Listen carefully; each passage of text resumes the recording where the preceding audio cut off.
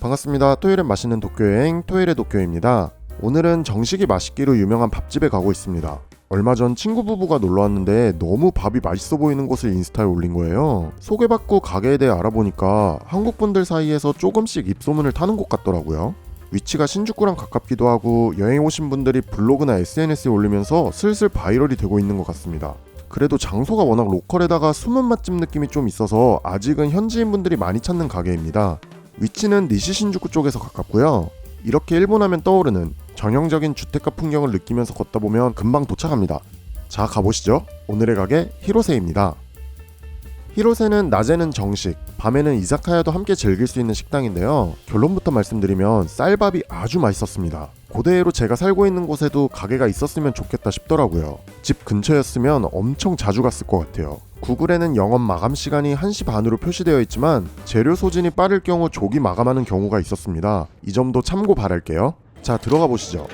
메뉴는 로컬집답게 1호 메뉴만 있는데 오른쪽부터 계란말이 정식, 오늘의 정식, 중간이 각종 생선구이, 왼편이 와규 소금구이 정식입니다. 와규구이는 2,200엔으로 조금 가격이 있지만 다른 메뉴는 1,100엔, 1,300엔이면 가격도 상당히 좋은 편이네요.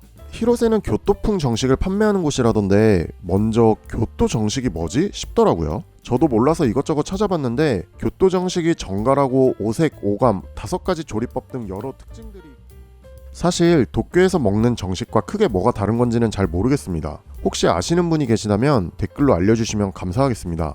음식이 나오기까지는 조금 시간이 걸립니다. 특히 붐비는 시간대에 가시면 음식 조리 시간에 따라 서빙 순서가 바뀌는 경우도 있어서 마음과 시간에 여유가 있는 분들이 가시면 좋을 듯 하네요. 찬거리가 완성될 즈음 이렇게 밥이 밥통으로 등장하는데요. 뚜껑을 열어서 보시면 밥알이 부서지지 않고 하나하나 윤기 있게 서 있는 모습을 보실 수 있습니다. 이어서 찬거리가 나오는데 와규구이는 라고 하시네요. 두부, 메인찬, 채소절임, 미소시루가 한 세트이고요. 와규구이는 함께 나온 드레싱을 야채에 뿌리면 되는데 저는 저게 간장인 줄 알고 실수했습니다. 간장은 테이블 앞 이런 통에 놓여져 있으니 여러분은 주의하시고요. 밥은 이렇게 밥통에서 드실 만큼 담아서 시작하시면 되는데 자, 먼저 가볍게 와규 한 점에 흰쌀밥부터 가볼게요. 와, 미쳤다.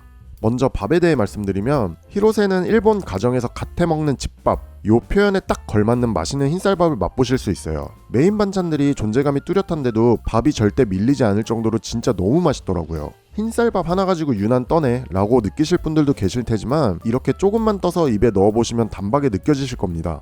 역시 이런 정식집은 밥이 맛있으면 맛평가에서 절반 이상을 먹고 들어가는 것 같아요. 반찬이랑 함께 먹으면 밥이 술술 넘어가서 뭘 먹어도 다 맛있더라고요. 그리고 포만감이 가득할 정도로 밥 양도 상당히 많았습니다. 제가 조금씩 여러 번 나눠서 담았는데 다 먹고 나니 꽤나 배가 부르더라고요. 심지어 모자라면 더 달라고 부탁하시면 더 받을 수 있습니다. 손이 크셔서 많이 담아주기 때문에 조금만 더 드시고 싶으면 스코시 다케데 오네가이시마스 라고 말씀하시면 됩니다. 반찬에 대한 이야기를 해보자면 연어구이는 무지하게 굵고 크고 아름다운 데다가 바삭하게 잘 구워진 껍질과 살 사이에 고소한 기름이 가득 채워져 있어서 크게 한 점씩 밥 위에 올려 먹으니 너무 맛나더라고요. 계란말이 정식은 관서풍답게 달지 않고 짭조름한 데다가 폭신한 식감이 밥도둑이 따로 없었고요. 보통 계란말이로 정식을 내는 집이 잘 없는데 왜 단독 정식으로 구성했는지 충분히 납득할 만한 맛이었어요. 와규는 씹을수록 고기 맛이 배어나오는 고기고기한 느낌이지만 육향이 엄청 강한 편은 아니었고요. 굽기의 정도도 속이 적당히 살아있어서 첫입은 살짝 쫄깃하면서도 끝으로 갈수록 부드러움이 느껴지는 절묘한 밸런스가 살아있었습니다. 제 개인적으로는 3가지 정식 중 예산을 고려치 않고 하나를 먹으라면 와규 정식을 먹을 것 같아요. 많은 손님들이 와규 아니면 연어를 많이 먹던데 두 분이서 오시면 딱 하나씩 시켜서 쉐어하시면 완벽할 것 같다는 생각이 들더라고요. 근데 계란말이도 맛있어서 갈 때마다 고민이 될 것 같긴 합니다. 스케모노는 제철 채소를 쓰다 보니 아마도 계절에 따라 변할 겁니다만 이 무와 관련해서는 역시 특유의 쿰쿰함이 있기 때문에 처음 접하시는 분들은 조금 힘들 수 있을 것 같아요. 첫 향과 맛이 한국에서는 느낄 수 없는 맛이거든요. 말하다 보니 다시 쌀밥 얘기를 안 할 수가 없는 게 이렇게 밥 위에 점 하나 찍듯이 스케모노만 올려 먹어도 맛있습니다. 다시 반찬 이야기로 돌아오면 일본 가정식 하면 떠오르는 이미지처럼 정갈하면서 깔끔합니다. 식재료에 대한 호불호, 예를 들면 두부를 선호하지 않는다거나 하는 이유는 있을 수 있어도 반찬 하나하나를 밥과 함께 먹기에는 뭐 하나 빠지는 느낌이 없었어요.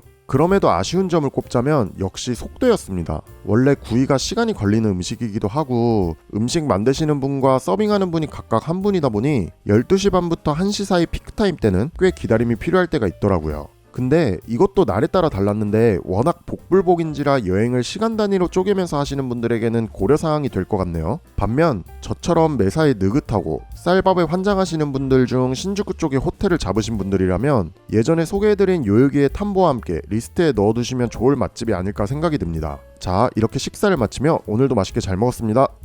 히로세는 진부한 표현이긴 한데 나만 알고 싶은 맛집이라는 표현을 쓰고 싶어요. 일본 주택가에 숨어있는 점도 그렇고 이렇게 푸짐하게 밥을 먹을 수 있는 곳은 괜히 아껴두고 싶더라고요. 하지만 한국의 맛잘알 분들은 이미 알고 계신 곳이죠.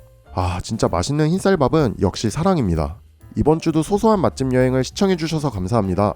재밌게 보셨다면 구독, 좋아요, 알림 설정 부탁드리고요. 인스타그램 세러데이 도쿄에서도 못다한 이야기나 일상 이야기들을 올리고 있으니 팔로우 부탁드려요. 그럼 저는 다음에도 맛있는 도쿄 여행으로 찾아뵙겠습니다. 모두 뿅!